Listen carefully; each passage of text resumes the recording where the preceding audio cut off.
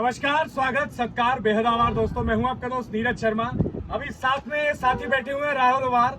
अभी पिछले कुछ समय में आपने तमाम खबरें सुनी होंगी। ये मुकदमा इनके ऊपर लगा, ये मुकदमा उनके ऊपर लगा।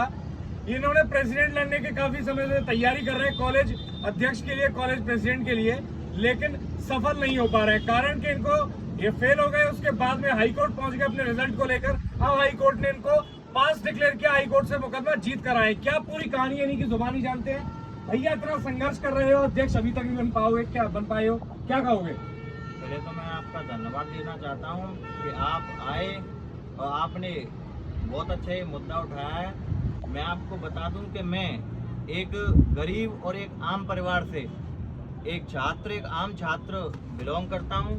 ना कोई इतनी बड़ी फैमिली है, ना इतना सब कुछ है, पर मैंने हमेशा दिन के 24 घंटे और साल के 365 दिन छात्र सेवा की है।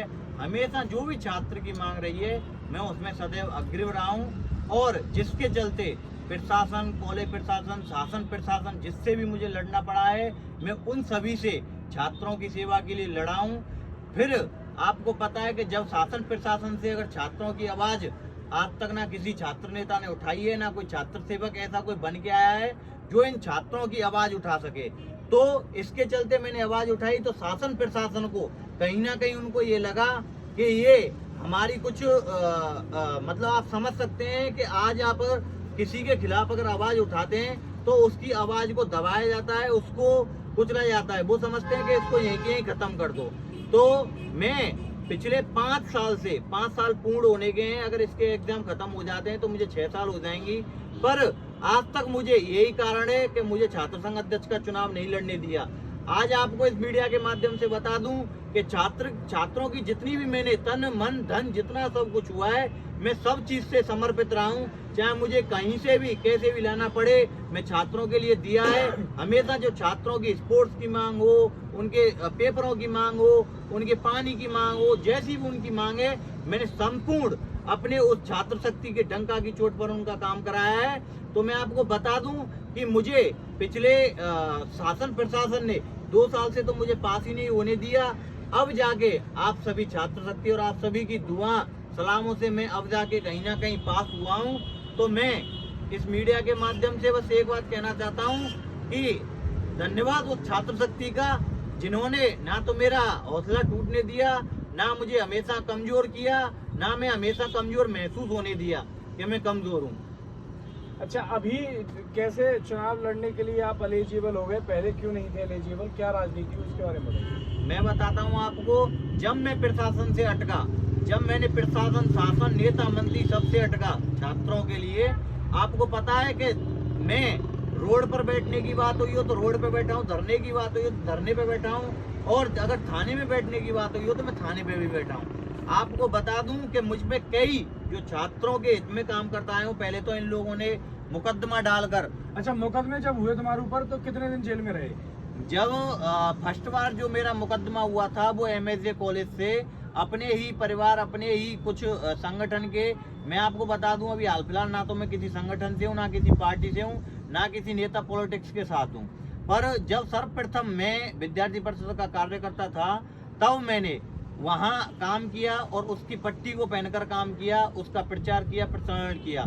पर मैं आपको बता दूं, जब मुकदमा लगा तो मेरे ऊपर ये मुकदमा था कि मतलब कि लोगों को मतलब इस तरीके से बहकाता है, वो अटम सटम काम में वो करता है, दखलंदाजी। जेल में अब तक कितने दिन बता चुके हो टोटल छात्र नेता बनने के चक्कर में? भैया ये बताइए।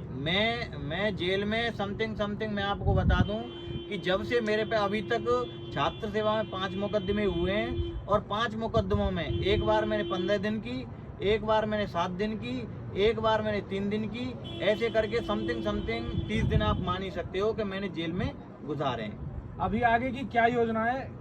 कई जगह बातचीत चल रही है, अफवाह चल रही है कि भाई राहुल उवार तो सरपंची का चुनाव लड़ेगा, जिला प्रमुख बनेगा, विधायक बनेगा, मंत्री बनेगा। राहुल उवार क्या बनना चाहता है? मैं आपको बता दूं, देखो जिस प्रकार से मैं एक आम छात्र हूँ और आम परिवार से बिलोंग करता हूँ, एक मिडिल फैमिली से बिलोंग करता हूँ, और ना मैं कोई विधायक ही लड़ रहा, ना कोई जिला प्रमुख ही लड़ रहा, ना सरपंच ही लड़ रहा। मैं केवल और केवल अगर 5 साल मैंने इन छात्रों के बीच रहकर मेहनत की है और उन्होंने जिस प्रकार मुझ पर विश्वास किया है, तो मैं अध्यक्ष रहूं ना रहूं, बनूं ना बनूं, फिर भी मैंने उनका काम किया है। तो मैं उन छात्रों को छोड़कर किसी अन्य पॉलिटिक्स में नहीं जाना चाहता हूं। मैं अभी छात्र सेवा में भी लीन हूं और उनकी छात्र सेवा करता रहूंगा। और छात्र संघ अध्यक्ष का चुनाव मैं नहीं लड़ूंगा। मेरे जो छात्र युवा शक्ति जो 5 साल से बैठी हुई है, उस तमन्ना को लेकर कि कोई भाई काम करने वाला है, वो पूरी संपूर्ण छात्र शक्ति इस चुनाव को लड़ेगी। अच्छा, लड़े और लड़कर अगर जीते तो हॉस्टल, स्पोर्ट्स और जो अभी करंट में एकेडमिक्स की स्थिति है कॉलेजेस के अंदर, उसमें सुधार आएगा? सुधार करवाने का प्रयास करोगे निश्चित? मैं आपको बता दूं, अगर प्रशासन की कहते हैं ना कि अगर प्रशासन के साथ चुपटा रहता, उनकी लुल्ला बुद्धि करता रहता, उनसे मतलब कि पैर छूता रहता, वो करता रहता, जो कहते मैं मानता, तो वो मैं आपको बता दूं आज से 2 साल पहले ही मैं चुनाव लड़ बैठता।